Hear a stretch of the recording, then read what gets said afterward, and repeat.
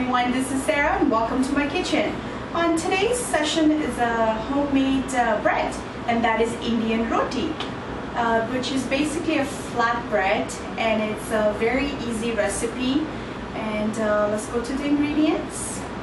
Ingredients for Indian roti, which is the flat bread. All we need is flour. I'm using about 3 cups of flour for my family size, and this is the brand name that I use, and it's the best flour. So if you can get hold of the Golden Temple flour, also known as atta in Hindi, this is the best. So I use this one, and I'm gonna be I'll start with 1 cup of lukewarm water. You can also use your tap water. The difference between roti and chapatis are basically that for chapati recipe you may want to use a little bit oil, but for roti we're not going to use no oil, no salt, definitely no yeast, just the flour itself and the water. So let's go to the making of this. And one last thing, that once I'm done with the rotis, I'm using here is a basket, just a wooden basket, and I have some clean cloth here so I can place it, and it's up to you what you want to use. Alright, so this is the flour here, and make sure it's whole wheat flour. I forgot to mention in the beginning, we're using whole wheat flour. So I'll add a little bit of water here, and then we're gonna make this into a dough.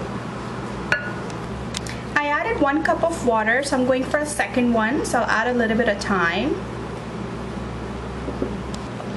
So the dough is ready. I'm using glove because I don't want this to get into my fingernails. And so approximately for 3 cups of whole wheat flour, I use 2 cups of water.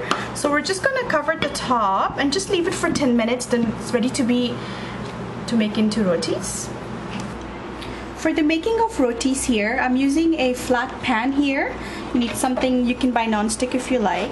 It's up to you, and my heat is on medium.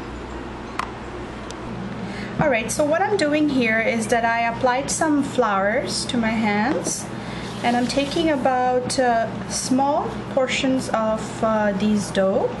You don't want to make it too big, so just small portions. Alright, so what we're going to do next is make this into a round shape of rotis. So we need flour. Make sure you have enough flour to your surface, because sometimes they get really sticky. And just flatten it out with your hands. The important part to this is that you don't want to make this too thin. So we go once, flip it, switch the size.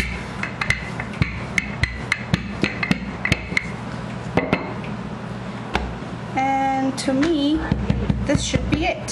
So I wanted this size. I don't want it to be too thin. This is it. So I know that my pan is nice and hot. I'm gonna go ahead and have the roti in there and just leave it for about 1.5 minutes. After 1.5 minutes, we're gonna switch the sides. So if you can use your hands, you're comfortable. If not, you can use whatever else you like. Just switch the sides. Make sure your heat is on medium. Excuse me, it's a thread of my clean cloth here. So now I'm going to switch it one more time. As you can see, it's nice and brown the other sides. Now you take your clean cloth, whatever cloth you want to use, and just press the sides, hold it and press down. Hold it and press down here. So you see it puffens up. That's how you will know that your rotis are ready. So keep doing that. Push down, hold it, and it will puffen up. So you see how this beautiful roti is puffing up? And simply switch the sides. Do the same thing for another 30 to 40 seconds, and then your roti should be ready.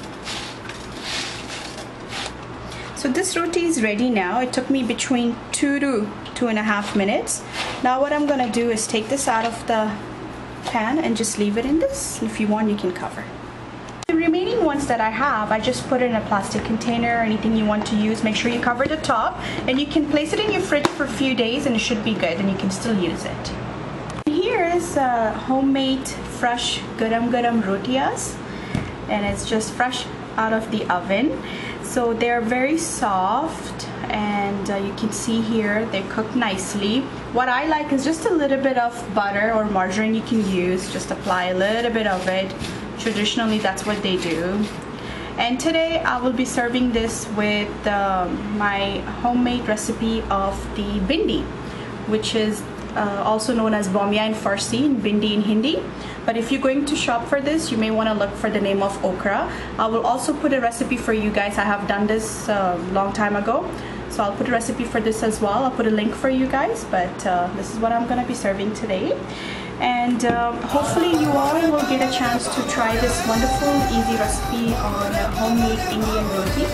And don't forget to subscribe. Thanks a lot.